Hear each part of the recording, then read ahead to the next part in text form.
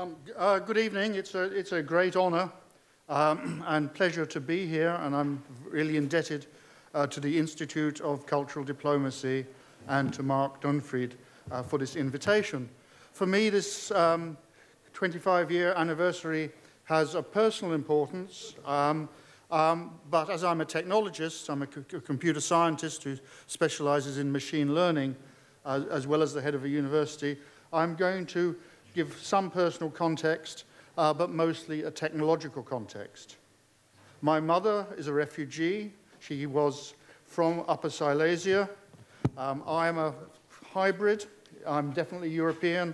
I'm an Irish-German Pole who was born in Hamburg, educated in England, and who runs Scotland's biggest and most successful university. And then we have this one. In 1961, half my relatives were spread between Poland, which Silesia is now in Poland, the DDR, East Berlin, Western Germany, and England. And 1961 represents for me something very happy and something very painful. The very happy thing was my Opa, my German grandfather, gave me a beautiful Italian tape recorder. And I was very excited with it, and it kept explaining to everybody it was a special machine because it had a memory. It was quite different to a bicycle, for example, or a car. And that's where my enthusiasm for computers came in 1961. The thing that was very painful for me was I remember very vividly still, August the 13th, I was in Düsseldorf with my grandparents, and I remember sitting with my Oma and my Uroma. And my Uroma actually could hardly speak German. She could only speak Polish. And they were both crying. And they were listing all the relatives that they thought they would never see again. And in the case of my Oma and my Uroma, they were right. The people they listed, and previously I had one uncle who used to smuggle people across the border on the back of a motorbike. I had relatives who used to nip across in the U-Bahn. And that was all gone. And my German grandmother and my German great-grandmother saw correctly that very important relatives they would never see again for their entire lives. So very, very painful. What was happening in computer science at that point? Well, integrated circuits had just been invented, so we were starting to print computers, and this was primarily a military development. Packet switching, the means by which you can break up a message and send it in the packets, had been identified, and we saw the birth of the Arpanet. What is the Arpanet? Well, the Arpanet was the first big distributed computer network. It was designed to be redundant, and its primary purpose was to have a computer network that would continue to operate after a nation, in this case the United States, had been attacked by nuclear missiles. So the ARPANET was invented to be a highly redundant way of, not at all like a telephone switchboard, switching up the messages so that if perhaps Chicago, New York, and Washington had been bombed to pieces, you could still send messages from Los Angeles to Boston. So as the wall went up, we saw very much a military-dominated computer science with very Cold War values. Then we come on to 1989.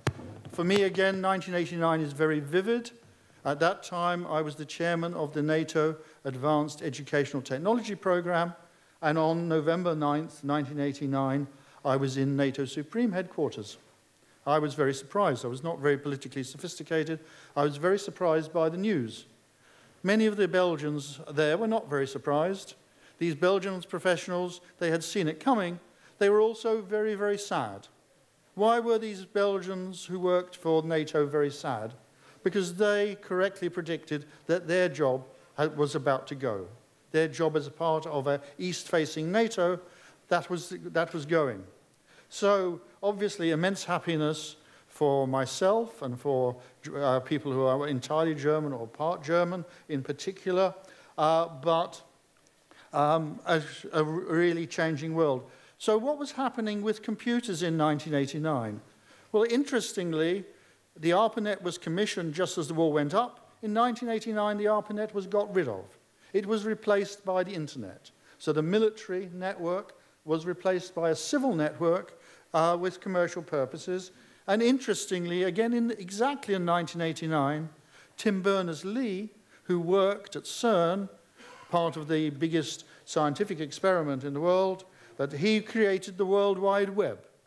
The World Wide Web originally created, as we all know, to make sure that experimental physicists did not have to get up at night to put stuff on computers, and then was used for very many other purposes. At the same time, in 1989, IBM had produced its first ThinkPad, and Apple had produced a PowerBook. So we see that as the wall came down, computing had moved in that period from being essentially a military-dominated activity to an activity where we had a network that anybody could use, which we still call the internet. We had means of communicating on it, the World Wide Web, and we had portable devices. So where are we now? Now we have open access, we have Google, we have Wikipedia, we have social computing, and I guess I'm different from many politicians. As a technologist, I am a deeply optimistic person. I can't look forward without being optimistic. And my hope, which obviously contributes to political processes, is that computers, in their current form, in their current civil, ubiquitous form, will give us universal access to the benefits of knowledge. So that computers will be a great public good. And I will give you one short example before I stop. I don't know how many of you know about Moocs. Moocs are massive open online courses. They are relatively new. They're about 2.5 years old. When we say massive, a typical Mooc reaches an audience of about 100,000 around the world. When we say open, they are free. Anybody can use a Mooc. You need no qualification. You need no money. They are online, and they are structured courses. At the University of Edinburgh, we have now had 1 million Mooc learners. So we have about 35,000 students at the university from 140 countries, and we have 1 million online learners in 200 countries. And what are these Moocs being used for? Well, one is a very good one. It's an introduction to philosophy. Edinburgh is famous for philosophy. It has housed David Hume, and all sorts of people around the world are learning philosophy ideas.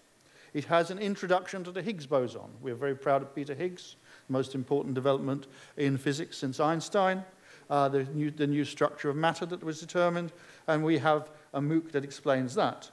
A political Mooc we had that was very successful was called Understanding the Scottish Referendum.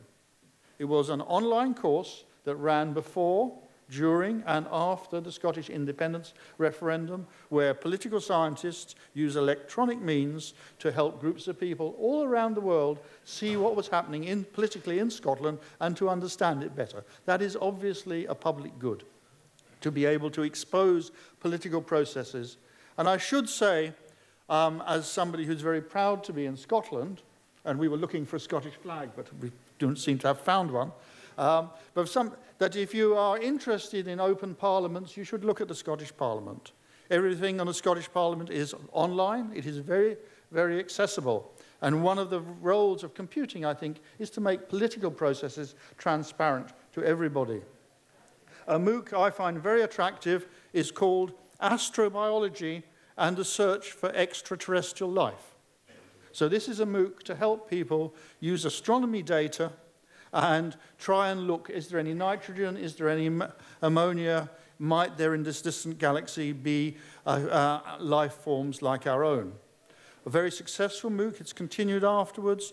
Does anybody want to guess how many citizen scientists now collect galaxy data? Well, I won't make you guess. The answer is about 1 million. There are now about 1 million people in the world who are amateur astronomers, who get real astronomy data, who work together, and sometimes they find things that the professional astronomers...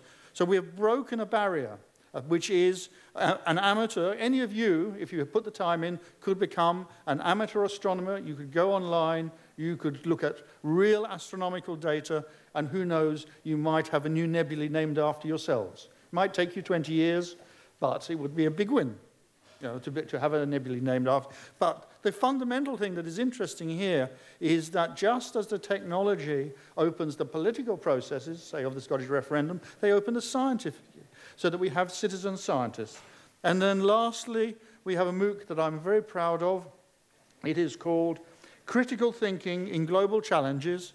It is available worldwide, and students across the world debate issues related to the environment, to zoonotic diseases. Those are the diseases that jump from one species to another, like HIV/AIDS and SARS, in water supply, in food security. And again, some of these are professionals. They're professional biologists, they're professional environmental scientists, and many of them are amateurs, and some of them are politicians. So for me, information and communication technology smashes the different walls between knowledge and world population. And so I hope that this little talk will make you a bit more optimistic about the future. Thank you very much.